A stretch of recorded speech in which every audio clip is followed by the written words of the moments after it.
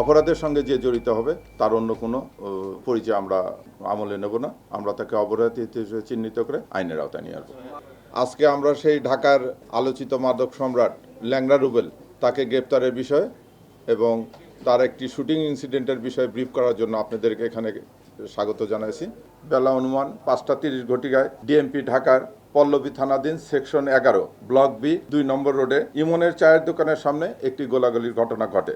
DB team ঘটনাস্থলে উপস্থিত হয়ে ছায়া তদন্তের মাধ্যমে ভিডিও ফুটেজ সংগ্রহ করে তথ্য প্রযুক্তি এবং ম্যানুয়াল পদ্ধতিতে গোলাগুলির কাজে ব্যবহৃত টয়োটা প্রিমিও গাড়ি যার রেজিস্ট্রেশন নম্বর ঢাকা মেট্রো গো 455861 চিহ্নিত করে।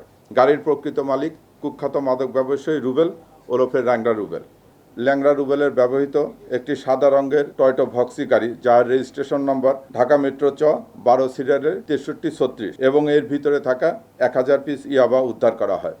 ল্যাংড়া রুবেলের স্ত্রী জিজ্ঞাসাবাদে জানায় যে গুলিবর্ষণের ঘটনায় প্রত্যক্ষ মূল আসামি ল্যাংড়া রুবেল ও তানজিন আহমেদ ওরফে বাপ্পা ওরফে শুটার বাপ্পা মিরপুর ঢাকা থেকে ঢাকার বাইরে পলায়নের জন্য প্রস্তুতি নিচ্ছে।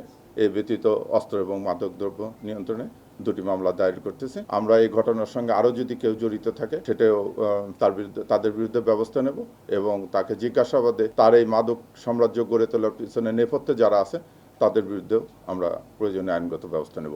ধন্যবাদ।